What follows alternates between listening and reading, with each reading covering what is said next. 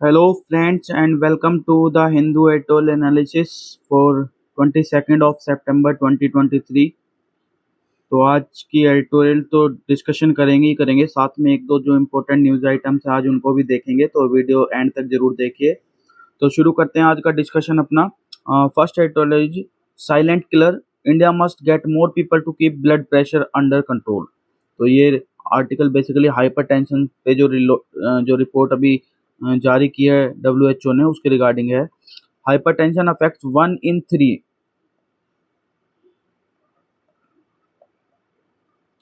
individuals and 4 out of 5 do not have it adequately controlled, according to the first WHO report on hypertension released on 19 September। जो भी report आई है पहली hypertension उसके according 1/3 जो population है वो affected है हाइपरटेंशन से, और उनमें से 4/5 जो है उनको ना तो एडिकेटली उनके केस में कंट्रोल होती है, ठीक है ना।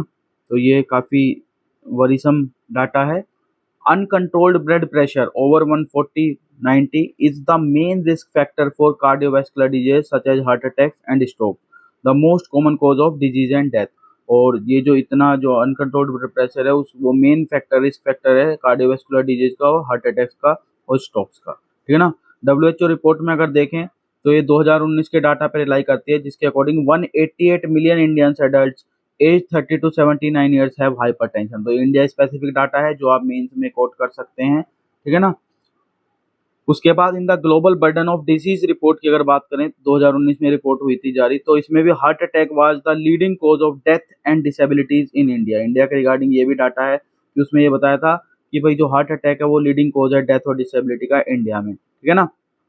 Studies have shown that excess salt consumption over 5 grams a day is responsible for 17% to 30% hypertension। और मेजर कोज जिसमें देखिए आप 17 से 30% केसेस में जो एक्सेसिव साल्ट कंजम्पशन किया जाता है 5 ग्राम पर डे से, अगर आप ज़्यादा साल्ट कंजम्पशन कर रहे हैं तो उस वो मतलब कहीं ना कहीं आपको हाइपरटेंशन की तरफ लीड कर रहा है। तो आप साल्ट कंजम्पशन को थोड़ा सा रिड्यूस कीजिए। तो इसी के कॉन्टेक्स्ट में यह है कि making front of the pack nutrition labelling mandatory, encouraging रिफॉर्मुलेशन of foods to cut down salt and raising awareness in people to reduce salt intake should be urgently undertaken। तो ये बहुत ज़्यादा जरूरी है। लेबलिंग को जो पैकेजिंग होती है न्यूट्रिशनल या पैकेज फूड की, उनकी जो आउटर लेयरिंग होती है फ्रंट पैक की, उसको मैंडेटरी है कि उसमें मैंडेटरीली बताया जाए कितना कंटेंट क्या है। और उसमें भी क्योंकि इंडियन फूड्स में जो पैकेज फूड ये देखा है शुगर और साल्ट कंटेंट काफ़ी ज़्यादा पाया होता है, तो उसको भी कम करने की ज़रूरत है। India is however done well in improving blood pressure control in people with hypertension.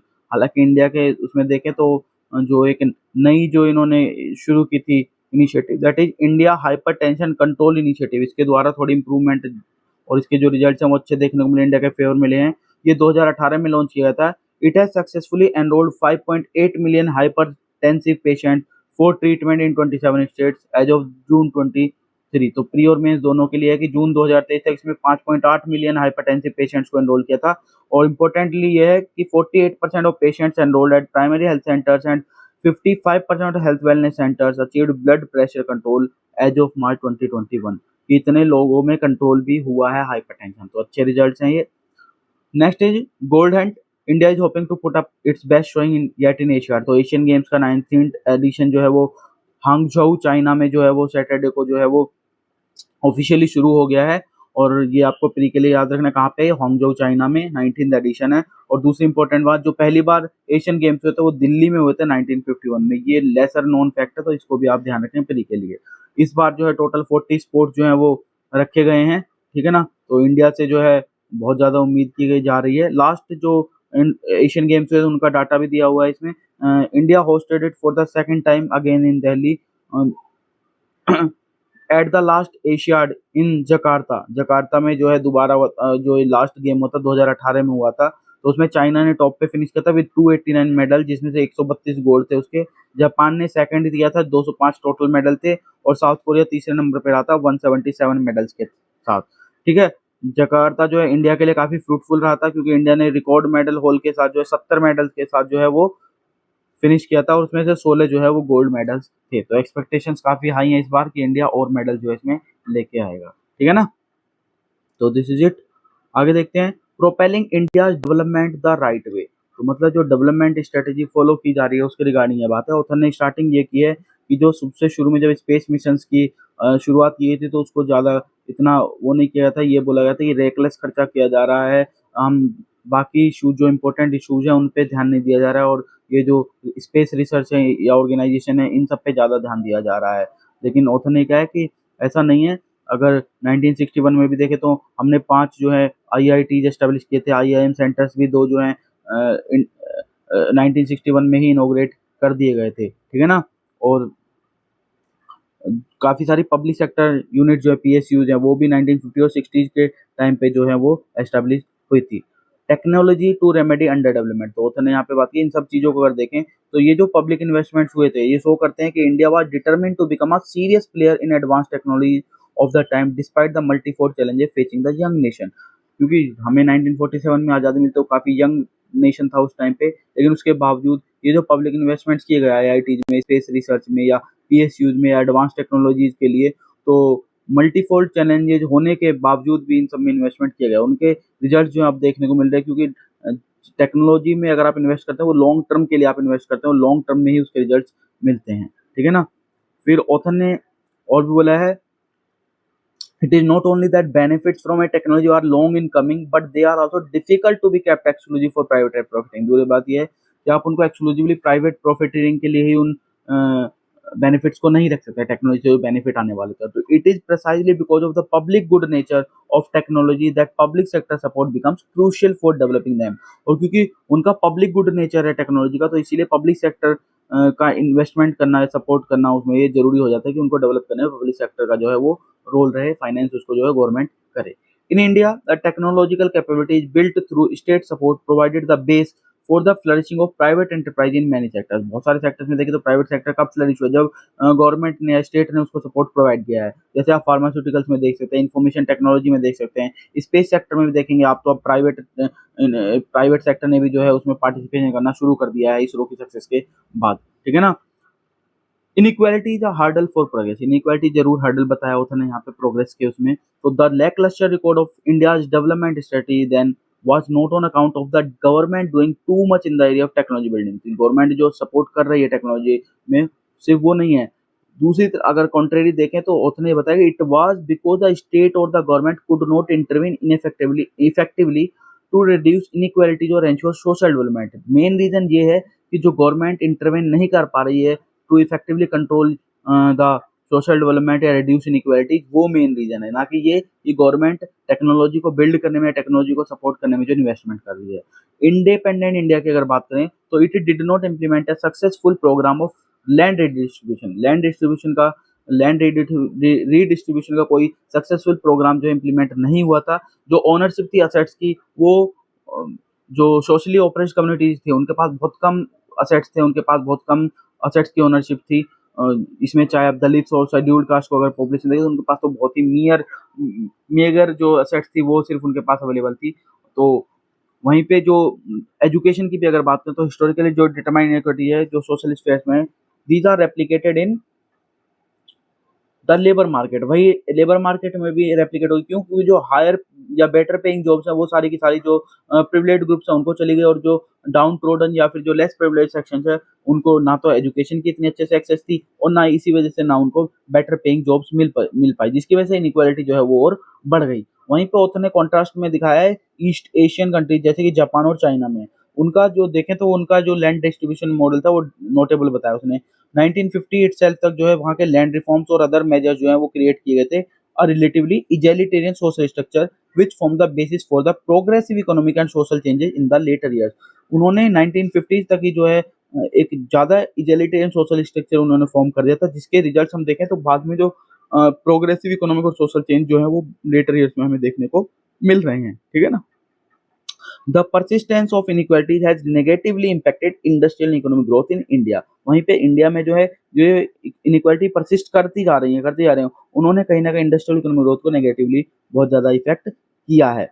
अगर तो एजुकेशन में तो हमने बताया, वहीं मैन्युफैक्चरिंग अगर हम देखें हाई क्वालिटी मास कंजम्पशन गुड्स की, तो वो भी कहीं ना कहीं एक पर्टिकुलर सेक्टर पर्टिकुलर मतलब प्रिविलेज्ड ग्रुप्स के ही ध्यान में रखते हुए बनाई जाती हैं, तो वो भी कहीं ना कहीं पिछड़ गया उसी वजह से। Entrepreneurship too has emerge from a narrow social base, और एंटरप्रेन्योरशिप देखें तो वो भी एक नैरो सोशल बेस है, जो हायर प्रिविलेज्ड ग्रुप्स के जो लोग हैं वही एंटरप्रेन्योरशिप में भी आए हैं, ठीक है ना। हालांकि अब जो है किया जा रहा है कि जो एससी कम्युनिटीज हैं या जो अंडर प्रिविलेज्ड कम्युनिटीज हैं उनको भी जो है प्रमोट किया जाए कि वो भी एंटरप्रेन्योरशिप में आए। After 1991, India abandoned planning for industrial growth, assuming mistakenly that there is no role for industrial policy in a globalized economy. जो हमने देखा हुआ है हमारा 1991 में जो एलपीजी रिफॉर्म्स आए थे उसके बाद पॉलिसी जो चेंजेस किए गए थे उसमें ये क्या था कि इंडस्ट्रियल ग्रोथ को जो है प्लानिंग की जरूरत नहीं है और प्लानिंग को उससे हटा दिया था। और यही जो एरर हमने किया, it will be costly to continue with that error now. अगर हम इसी के साथ कंटिन्यू करते हैं तो ये एरर जो हमने किया था उस टाइम पे वो हमें ज्यादा कॉस्टली पड़ जाएगा। At a time and both the United State China are lavishing government support for the industry, क्योंकि अगर आप देखें तो इवन चाइना और यूएस भी जो है लेविशली सपोर्ट कर रही हैं, गवर्नमेंट सपोर्ट प्रोवाइड कर रही है अपनी इंडस्ट्री को। तो गवर्नमेंट को अब हमारी गवर्नमेंट को भी इंडस्ट्री को जो सपोर्ट प्रोवाइड करना पड़ेगा। India must redouble efforts to make economic growth more inclusive and broad based, ये करने की जरूरत है। ये मेंस में आप लिख सकते हैं कि क्या जरूरत है। तो इंडिया को जरूरत है कि एफर्ट्स को जो है इकोनॉमिक ग्रोथ को ज्यादा इंक्लूसिव बनाने और ब्रॉड बेस्ड बनाने के लिए एफर्ट किया जाए। Education especially higher education should be accessible to all including the dispossessed, जिनके जो डिसएडवांटेज सेक्शन है, अंडर प्रिविलेज्ड सेक्शन है, उनको भी आप एक्सेस दिलाइए हायर एजुकेशन की ताकि एंटरप्रेन्योरशिप बढ़ सके। India's mission to use technology to propel itself to a higher level development is half one. अभी हमने आधी लड़ाई जीती है, आधी बाकी है। तो अगर कंट्री के जो बिलियन स्ट्रॉन्ग मासेज हैं, क्योंकि लगभग 1.5 बिलियन के आसपास हमारी पॉपुलेशन हो जाएगी कुछ टाइम में, तो acquire the social and the human capability required for upward mobility that will be the equivalent of a lunar takeoff in economic progress। तो यही सारे एफर्ट्स करने की जरूरत है कि आप इकोनॉमिक ग्रोथ को इंक्लूसिव बनाएं और ब्रॉड बेस्ड बनाएं ताकि जो हाफ वन बैटल है वो कम्प्लीटली जीती जा सके, इकोनॉमिक ग्रोथ कम्प्लीटली हो सके।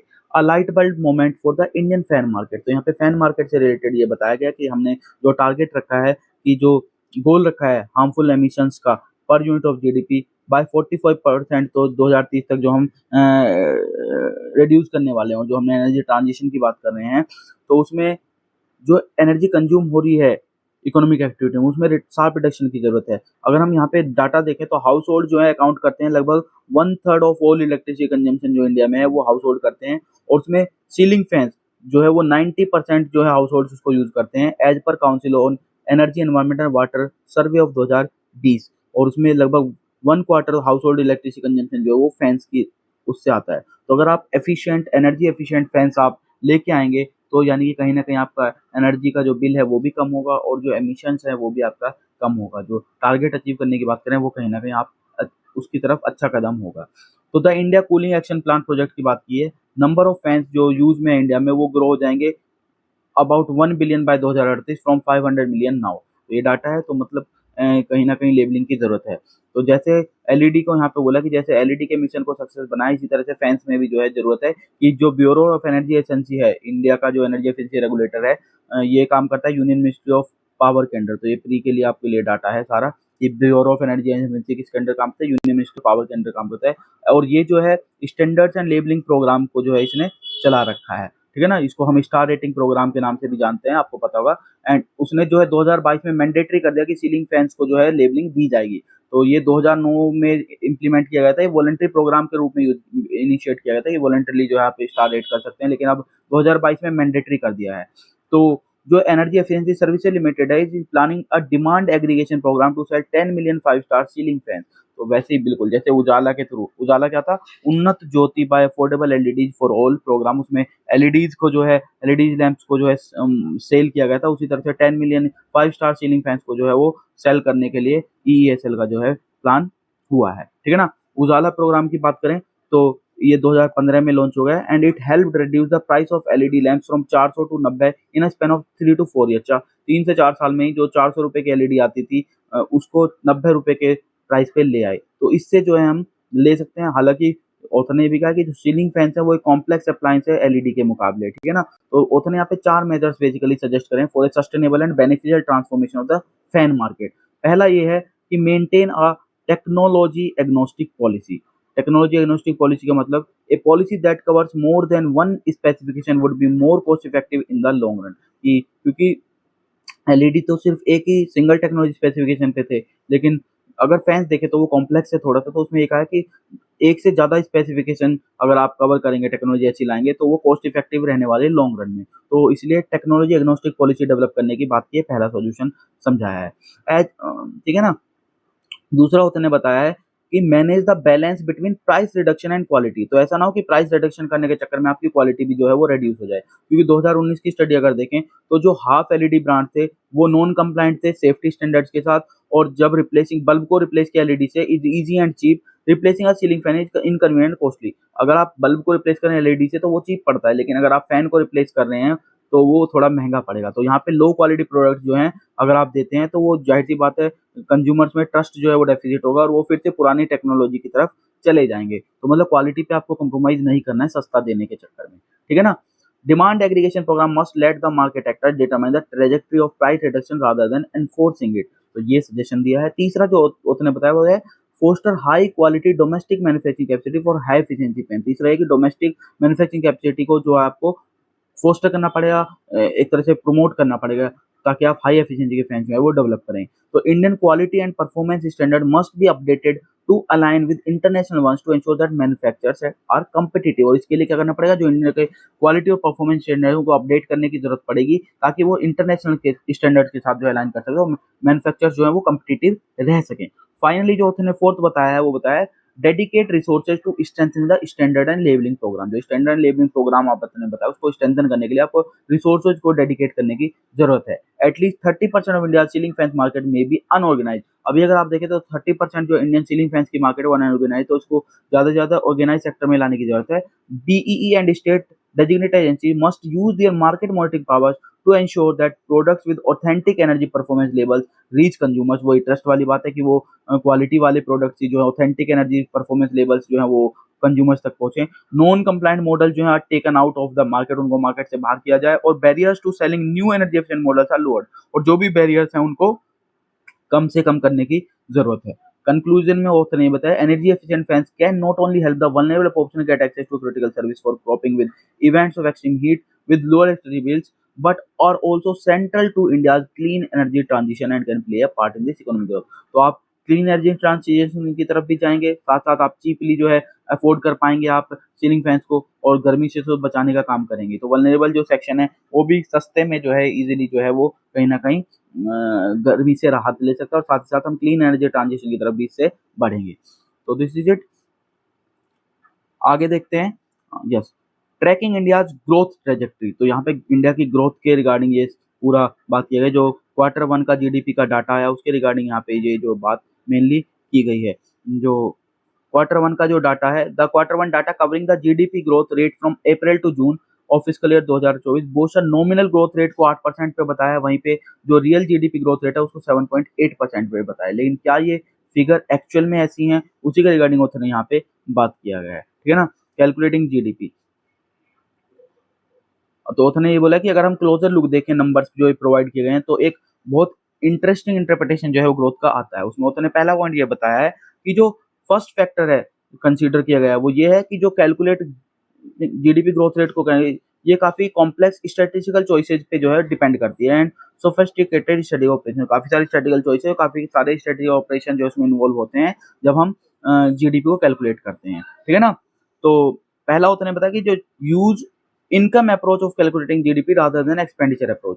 तो यूज किया एनएसओ ने वो किया है कि इनकम अप्रोच को जो है यूज किया है रादर देन एक्सपेंडिचर अप्रोच। अब इनकम अप्रोच में क्या करते हैं, ये इकोनॉमिक की टर्म है, आपको प्री और मेंस दोनों के लिए आपको ये डेफिनेशन वाले पार्ट में इनकम अप्रोच इन्वॉल्व करती है summing up of all the national income from the factors of production and accounting for और other elements such as taxes, depreciation and net foreign factor income. तो इन सारी चीजों को, जितनी भी नेशनल इनकम्स है उन सबको, जिन जिन सोर्सेज से आपकी नेशनल इनकम आ रही है उन सबको जोड़ दे, सारे फैक्टर से आ रही होते हैं उनको जोड़ देते हैं, और जो बाकी फैक्टर्स हैं जैसे टैक्सेज या डेप्रिसिएशन और नेट फॉरेन फैक्टर इनकम है उन सबको भी इसमें ले लिया जाता है। उसके बाद जो एक इनकम अप्रोच से ले जाते हैं। वहीं पे अगर हम एक्सपेंडिचर अप्रोच की बात करें तो it dictates headline growth to be 4.5% rather than 7.8% which is a large discrepancy, ठीक है ना। एक्सपेंडिचर अप्रोच जो है वो हेडलाइन ग्रोथ जो है वो 4.5% बताया उसने रादर देन 7.5%। तो ये इतना जो काफी गैप है वो कहीं ना कहीं बहुत बड़ी डिस्क्रिपेंसी है। फिर जो दूसरा उसने बताया अनदर एसेंशियल स्ट्रेटेजिक ऑपरेशन, वो है adjusting for the inflation using the price deflator, जो प्राइस डिफ्लेटर का यूज करके जो इन्फ्लेशन को एडजस्ट किया जाता है, दूसरा वो। तो टिपिकली क्या होता है, डिफ्लेटर का मतलब होता है adjust growth figures when they are over stated by inflation, जब भी इन्फ्लेशन की वजह से जो ग्रोथ फिगर्स है वो ओवर स्टेट हो जाते हैं, उनको एडजस्ट किया जाता है इन्फ्लेशन के डिफ्लेटर के हिसाब से, ठीक है ना। In this case, deflation due to falling commodity prices reflected in the wholesale price index has worked to overstate the real growth. यहाँ पे लेकिन उल्टा हुआ, यहाँ पे क्या हुआ, जो falling commodity price की वजह से डिफ्लेशन हुआ, उसको जो है होलसेल प्राइस इंडेक्स में जो रिफ्लेक्ट हुआ, उसने काम क्या किया, उसने रियल ग्रोथ के एक तरह से ओवरस्टेट करने का काम किया। तो दूसरी चीज ये बताई उसने। तीसरा उसने बताया बेस इफेक्ट, जो कोविड-19 के बाद बेस इफेक्ट में जो आया ग्रोथ ली ग्रोथ पीरियड जो था कोविड-19 का, उसके वजह से बेस इफेक्ट में चेंज आया था, which continues to plague India's growth figures. हालांकि ये बेस इफेक्ट जो है कंपैरेटिव स्टैटिस्टिक्स में जो है कम रोल है, क्योंकि इस पर जो 2020-21 के बाद जो ग्रोथ आई है वो थोड़ी ठीक आई है, तो बेस इफेक्ट इतना इफेक्ट नहीं, लेकिन कहीं ना उसका इफेक्ट मतलब अभी भी है, ऐसा नहीं है कि बिल्कुल ही खत्म हो गया है वो। फिर उसने बताया रेवेन्यू फ्रॉम टैक्सेस, जो गवर्नमेंट की टैक्स रेवेन्यू डायरेक्ट टैक्सेस है वो कमजोर हुई है, और जो इनडायरेक्ट टैक्सेस से हुई है वो जो है वो अभी भी स्ट्रॉन्ग है। तो मतलब आप इसको ऐसे समझिए, अगर ग्रोथ है तो ये इनडायरेक्ट टैक्स वाली इनकम जो है ये ऐसे बढ़ रही है, और जो डायरेक्ट टैक्स वाली इनकम है वो ये है। तो इसको ये जो इंडिकेट कर रहा है, ये देख रहे हैं आप के सेव्ड पैटर्न जो इंडिकेट कर रहा है, तो ये भी कहीं ना कहीं एक फैक्टर है। क्यों उतने बोले, a muted growth of direct tax collected in an economy boosted by the service industry is a statistical discrepancy which remains unexplained in the proposed GDP growth story. ये जो डायरेक्ट इनकम जो घट रही है, इसकी वजह से जो स्टैटिस्टिकल डिस्क्रिपेंसी है वो बढ़ी है, और ये अभी भी जो प्रपोज जीडीपी ग्रोथ स्टोरी का है उसमें ये एक तरह से एक्सप्लेन नहीं की गई, अनएक्सप्लेन्ड उसको रखा गया है। तो ये भी एक डिस्क्रिपेंसी बताई उन्होंने। फिर अगला उन्होंने बताया narrowing revenue streams indicate forced austerity measures as the government intends to control the budget deficit and hence the interest rate. जो एक तरह से फोर्स्ड ऑस्टेरिटी मेजर उन्होंने इसको बताया, जो बजट डेफिसिट को कंट्रोल करने के लिए या इंटरेस्ट रेट को अंडर कंट्रोल दिखाने के लिए की गई है, ठीक है ना। फिर नुएंस्ड अप्रोच आफ्टर इस सारी एनालिसिस की अगर हम बात करें क्वार्टर फर्स्ट की जो फिस्कल ईयर 2024 की इकोनॉमिक ट्रांसक्रिप्ट है, it becomes palpable that the reported growth narrative might be somewhat over embellish. तो कहीं ना कहीं थोड़ी सी बढ़ा चढ़ाकर ये दिखती हुई नजर आती है। उसने ऐसा बोला कि कुछ ओवर एम्बेलिश जो ग्रोथ नैरेटिव वो नजर आता है। इसके लिए उसने 3-4 बातें यहाँ पे बोली। पहला तो ये कि the divergence in growth figures brought forth by the income and expenditure approaches manifest a significant disparity raising fundamental questions about the veracity of the promulgative of narrative. कहीं ना कहीं उसकी जो वेरिसिटी है, उसकी जो करेक्टनेस है, उसको कहीं ना कहीं ये क्वेश्चन में लाता है, ठीक है ना। दूसरा उसने बताया the underpinning of this growth story nuanced by inflationary adjustments and conspicuous fluctuations in tax revenue streams signal है कॉशियस ट्रेजेक्टरी। दूसरा वही कि इन्फ्लेशनरी के साथ, इन्फ्लेशन के साथ जो एडजस्टमेंट किए गए, जो फ्लक्चुएशन टैक्स रेवेन्यू स्ट्रीम्स में देखने को मिले, वो भी कहना है कॉशियस ट्रेजेक्टरी को ये दर्शाते हैं। तीसरा एडिशनली उसने बोला है the apprehensive outlook on the agriculture sector and potential fiscal constraints paint and arguably more standard picture than initially portrayed. ये जो इनिशियली पिक्चर पोर्ट्रेट की गई थी, उससे जो एग्रीकल्चर सेक्टर का अगर आप देख रहे हैं तो कहीं ना कहीं वो, और जो फिस्कल कॉन्स्टेंट जो पेंट किए गए हैं, तो उनसे भी कहीं ना कहीं जो है जो रियल पिक्चर है वो धुंधली होती दिखाई दी है, उसने ये बोला है। फिर लास्टली उसने बोला है it seems prudent to assert that India's economic performance although showing signs of resilience, ये बिल्कुल ठीक है कि रेजिलियंस के साइंस जरूर दिखा रही है, but does not quite emerge as the unequal success story depicted than initial observation, urging a more nuanced and critical approach in assessing the trajectory ahead। लेकिन वही है कि जो सक्सेस स्टोरी इनिशियली ऑब्जर्वेशन में डिपिक्ट की गई थी वो एक्चुअल में नहीं है, तो इसलिए एक क्रिटिकल अप्रोच और जो है ज्यादा कोशियस अप्रोच जो है रखने की जरूरत है, ताकि आगे की ट्रेजेक्टरी को जो है हम वो असेस कर सकें, ठीक है ना। How will Biden impeachment hearing impact elections. तो जो बिडेन जो यूएस के प्रेसिडेंट है, उनका इम्पीचमेंट एक्चुअली हुआ है। तो Republican lawmakers have moved forward their plan to impeach Democratic President Joe Biden over unproven corruption allegation link to the President son. उनके बेटे पे जो एलिगेशंस लगे हैं उसके चलते जो है जो बिडेन को जो है इम्पीचमेंट का वो चलाया गया है, मूव फॉरवर्ड के इम्पीचमेंट जो मोशन है वो। The most significant factor that might have driven Republicans to seek the impeachment of Biden is the fact that his predecessor Republican Donald Trump was impeached twice. तो जो most significant factor वो ये है कि उनके जो पुराने प्रेडिसेसर डोनाल्ड ट्रंप, उनको 2 बार इम्पीच ऑलरेडी किया जा चुका था, इम्पीचमेंट उनके ऊपर 2 बार ऑलरेडी चलाया जा चुका था। If the Republican succeed in the House Mister Biden would be the 5th president in the US history to be impeached. 5वें प्रेसिडेंट होंगे अगर ये इम्पीचमेंट जो है सक्सेसफुल हो गया तो। इससे पहले जो है एंड्रयू जॉनसन को 1868 में, रिचर्ड निक्सन को 1974 में, बिल क्लिंटन को 1998 में, और अभी रिसेंटली मिस्टर ट्रंप पे जो इम्पीचमेंट चला गया था। तो ये प्रीलिम्स के लिए आप फैक्ट याद रखें, ये 5वें प्रेसिडेंट होंगे यूएस के जो इम्पीचमेंट जिन पे चलाया जाएगा। इससे पहले 4 पे चलाया जा चुका है। चार्ज क्या क्या है, तो 3 चार्ज यहाँ पे बेसिकली बताएं। पहला ये है, the inquiry will consider an August memorandum of the House Oversight Committee, जो क्लेम करती थी that mister Biden, his family members and their business partners were paid more than $20 million by foreign sources, China, Kazakhstan, Romania, Russia और Ukraine के sources थे, जो उनको $20 million जो उनको उनके फैमिली मेंबर्स को जो है वो पे या बिजनेस पार्टनर्स को पे किए गए हैं। सेकंड ये है, House Republicans will seek to examine whether the Biden name was peddled as a brand in seeking to influence business decisions to favor the 46th president। क्या जो बिडन नेम है वो यूज किया गया है, उसको एज ए ब्रांड यूज किया गया है इन फेवर ऑफ 46 प्रेसिडेंट्स के उसमें, ठीक है ना, बिजनेस डिसीजंस को इन्फ्लुएंस करने के लिए उसको क्या यूज किया गया है। और तीसरा जो चार्ज है वो ये है, the House will in all likelihood take up several points of inquiry into allegations of impropriety in Hunter Biden's business dealings with implication for father conduct, की जो उनकी डीलिंग्स है उनके सन की, क्या उसमें उनके फादर का कंडक्ट का कोई रोल है या नहीं है। हालांकि तीनों को ये है कि ये तीनों ही अभी भी अनप्रूवन है, तो कोई खास उसमें होने वाला शायद नहीं है, क्योंकि एक्सटेंसिव एग्जामिनेशन अगर देखें बैंक रिकॉर्ड्स और अदर एविडेंस का, it did not use any evidence suggesting that these payments or any benefit generally there on went directly from Mister directly went to Mister Biden. जो वो $20 million की बात की उसमें कोई भी डायरेक्ट जो है वो मिस्टर जो बिडन के अकाउंट में नहीं आया है। दूसरा सेकंड जो एलिगेशन था उसमें टेस्टिमोनी जो दी है वो फेल हो जाते, तो पूरे shred of evidence of any conflict of interest का कोई उसमें वो नहीं है। और तीसरा जो है जो क्लेम्स किए जा रहे हैं, these are based on unverified evidence never resulted in evidence being another in support, उसके सपोर्ट में भी कोई जो है वो एविडेंस नहीं आया है। फाइनल कंक्लूजन में ऑथर ने बोला कि Republicans face the risk of a voter blowback, ये अगर इम्पीचमेंट हो जाता है तो कहीं ना कहीं जो वोटर है उनका कॉन्फिडेंस जाएगा और वोटर ब्लोबैक देखने को मिल सकता है रिपब्लिकन्स को in the November 2024 election, as Democrats will likely link the failure to convict Mr. Biden, if at all he is impeached, to Republican partisanship।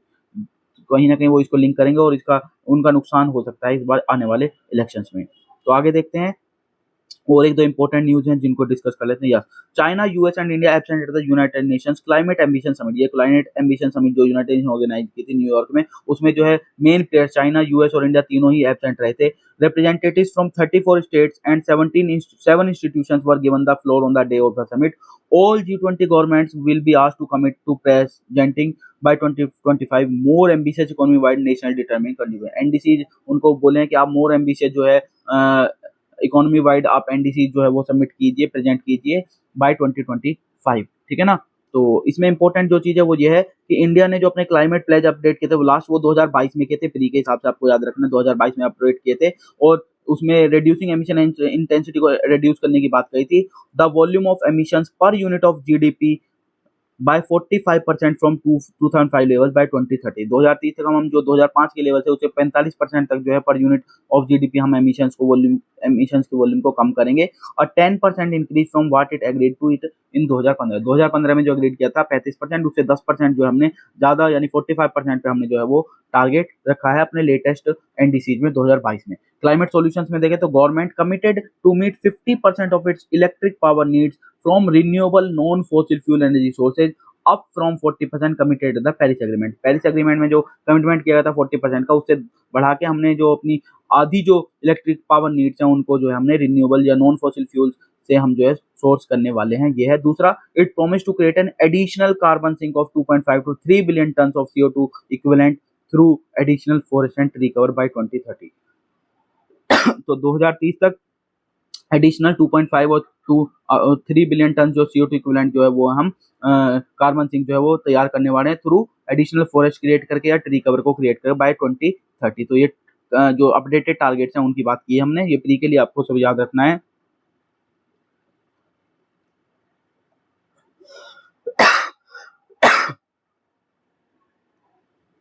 एक यहाँ और देखते हैं, purchases of homes vehicles have dented savings not distress. तो जो savings में कमी देखने को मिली है वो बेसिकली जो है वो जो प्रायोरिटी शिफ्ट हुई है होम्स और जो कंज्यूमर सेंट्रिक जो अप्रोच है उसमें हुई है, ना कि डिस्ट्रेस की वजह से जो है वो सेविंग्स जो है वो कम हुई है। तो फाइनेंस मिनिस्ट्री ये बताया, finance ministry links 46 year low savings rate to changing preferences higher borrowing signal confidence in future employment and income prospect. तो ये बताया रियल एसेट्स को एक्वायर करने में ज्यादा जो है मतलब लोग प्रेफरेंस दिखा रहे हैं। Finance ministry attribute decline in savings rate to an increase in borrowings to buy real assets such as homes and vehicles. को परचेज करने में लोग ज्यादा इन्वेस्टमेंट इंटरेस्ट दिखा रहे हैं। आरबीआई का डाटा दिखाता है कि नेट हाउस होल्ड जो फाइनेंशियल सेविंग्स है वो स्लिड हो गई है 5.1% from GDP in fiscal from 7.2%। जो 7.2% थी उससे घट के जो 2023 में फिस्कल में 5.1% पे जो है सेविंग्स वो आ गई, हाउस होल्ड की फाइनेंशियल सेविंग्स आ गई है।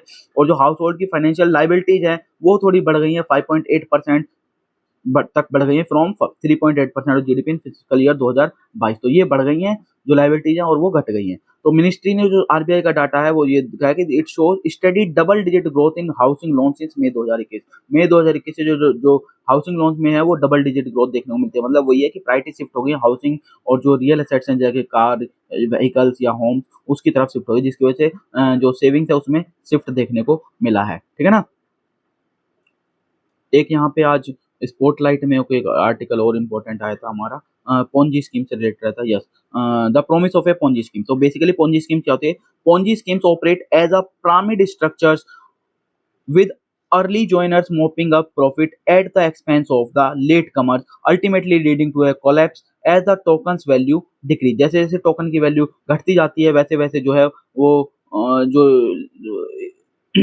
वो सिस्टम है वो कोलैप्स होता चला जाता है। इसमें मतलब ये है कि आप मेंबर हैं, आप 3 मेंबर जोड़िए, फिर वो फर्दर 3-3 मेंबर जोड़ेंगे। इस तरह की स्कीम्स को हम बोलते हैं पोंजी स्कीम्स। ठीक है ना। तो जाहिर सी बात है जो शुरू वाले हैं, जो अर्ली जॉइनर्स हैं, वो बाद वाले जो लेट कमर्स हैं उनके आधार पे जो है वो एक तरह से उनकी मनी से या उनके पैसे से वो ग्रो करते जाते हैं। ठीक है ना।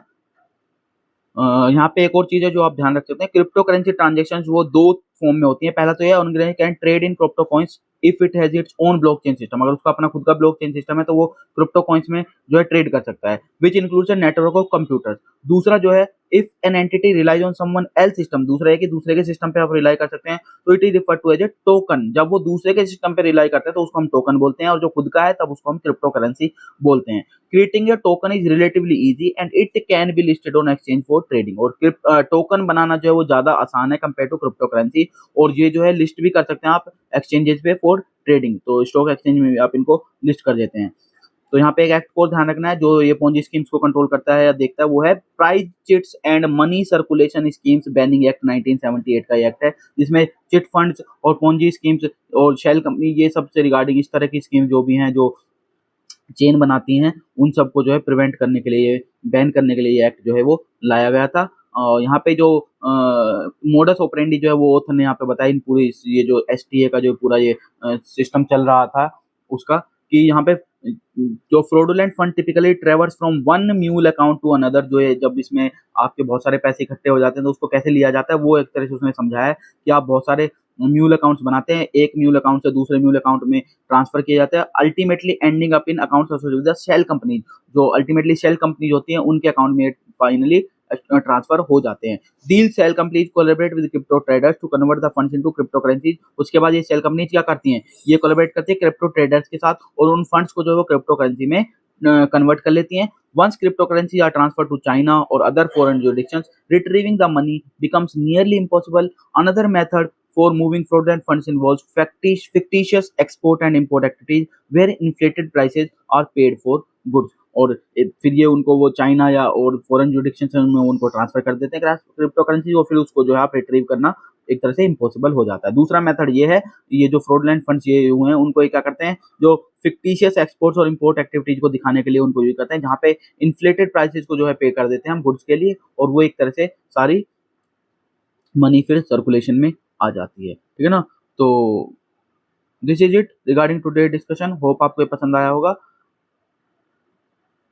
तो अगर डिस्कशन अच्छा लगा है तो वीडियो को लाइक कीजिए। Thank you.